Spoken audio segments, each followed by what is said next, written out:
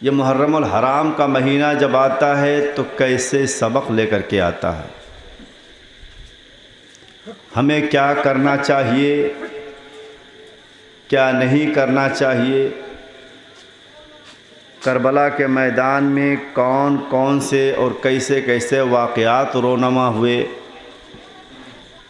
ان تمام چیزوں کے متعلق ہماری جستجو رہتی ہے، ہماری خواہش رہتی ہے کہ ہم جانیں۔ اور ایک مسلمان ہونے کے ناطے ضروری ہے کہ آپ اپنے اسلاف کے تعلق سے جانکاری حاصل کریں،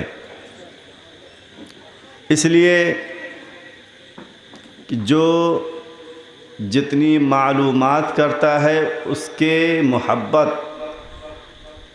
اور اس کی عقیدت اہل بیت سے اتنی ہی زیادہ بڑھ جایا کرتی ہے۔ جو لوگ اپنے اسلامی تواریخ سے ناآشنائی رکھتے ہیں، جن لوگوں کو شوق اور جذبہ نہیں ہوتا ہے کہ ہمارے اسلاف دین اسلام کے لیے کیا کر گئے، اے بیٹا ادھر سنو، ادھر سنو،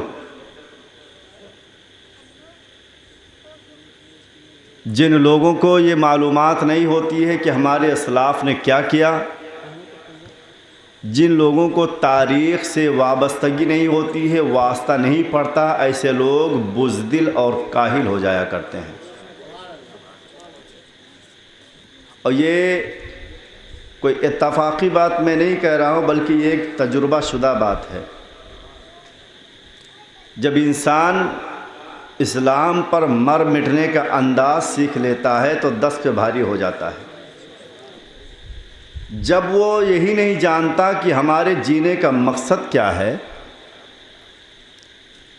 جب اسے یہی نہیں پتہ چلا کہ ہم جی کیوں رہے ہیں، اللہ تعالیٰ نے ہماری تخلیق کس وجہ سے کی، تو سب سے پہلے تو اپنا مقصد بھول گیا۔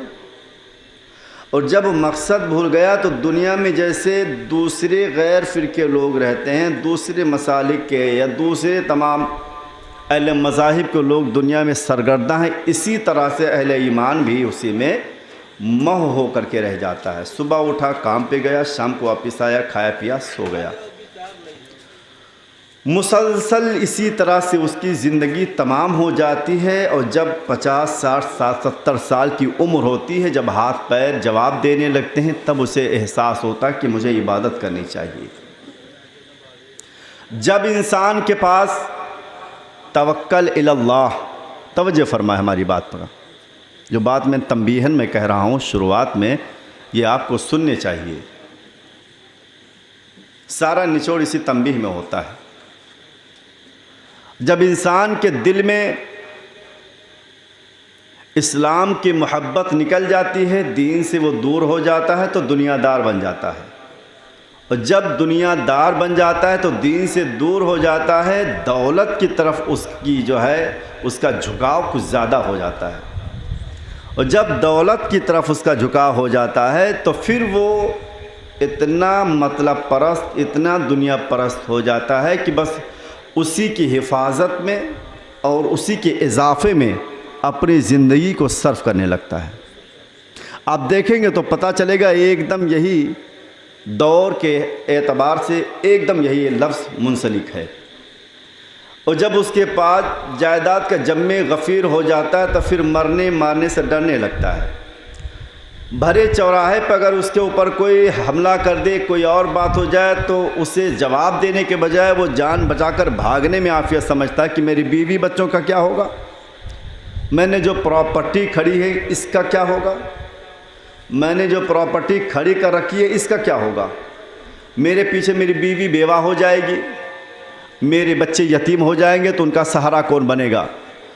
ان تمام چیزوں کی فکر انسان کو بزدل بنا دیتی ہے۔ مگر یاد رکھیں وہ دور بھی اپنے سامنے لائیں، اللہ کے رسول صلی اللہ تعالی علیہ وسلم کے اوپر جان دینے والے موجود تھے۔ حضرت عثمان غنی کا زمانہ دیکھیں، حضرت عمر فاروق کا زمانہ دیکھیں، حضرت ابوبکر صدیق رضی اللہ تعالی عنہ کا زمانہ دیکھیں، حضرت علی کا زمانہ دیکھیں۔ یہ تمام خلفائے راشدہ یا ان سے تعلق رکھنے والے دوسرے تمام اصحاب کرام جب ضرورت ہوئی تو اللہ کے رسول کے اوپر اپنا تن، اپنا من اور اپنا دھن سب کچھ جب ضرورت پڑی تو پورا پیش کر دیا. چاہے دولت کی بات ہو، چاہے عقیدت کی بات ہو، چاہے جان کی بات ہو، چاہے مال کی بات ہو. ان کے پاس بھی دولت تھی، ان کے پاس بھی مال تھا، ان کے پاس سب سے بڑی جو چیز تھی وہ ایمان تھا. اور یہ ایمان جب جس کے اندر گھر کر گیا پھر وہ کسی چیز سے نہیں ڈرتا. جب ضرورت پڑی تو دولت دے دیا، جب ضرورت پڑی تو گھر بار لٹا دیا، اور جب ضرورت پڑی تو اپنا جان بھی ان کے حوالے کر دیا. لہٰذا ہمیں اپنے ان تمام تواریخ کو اپنی نظر میں رکھنا چاہیے. وہ لوگ جو ایسے محافل کو بے وقار سمجھتے ہیں، وہ لوگ جو ایسے محافل کو سمجھتے ہیں کہ اس میں خالی ایسا کرنے سے کوئی مطلب یا کوئی چیز نہیں ہوتا، یہ آپ کی بہت بڑی غلطی ہے. یہ الگ بات ہے، آپ کے اور ہمارے نظروں میں اللہ تعالیٰ نے وہ قوت نہیں رکھی ہے، وہ ہمارے نظروں میں قوت نہیں ہے کہ ہم دیکھ سکیں کہ اللہ تعالیٰ کے کتنے انوار اس میں نازل ہو رہے ہیں. ہم آپ بیٹھے ہوئے ہیں، مگر یہ رب جانتا ہے کہ اس کے کتنی مخلوقیں اس وقت اس مجلس سے وابستگی رکھتی ہیں، اس لیے کہ ان کے محبوبوں کا ذکر ہو رہا ہے. انا نحن نزلنا الذکر وانا لہ لحافظون. بے شک جہاں پر اللہ کے نیک بندوں کا ذکر ہوا کرتا وہاں پر فرشتوں کا نزول ہوا کرتا ہے. حضرات، میں نے کل کے دن میں آپ کے سامنے بتایا تھا کہ جنگ کا ماحول مکمل طور سے تیار ہے. نقارہ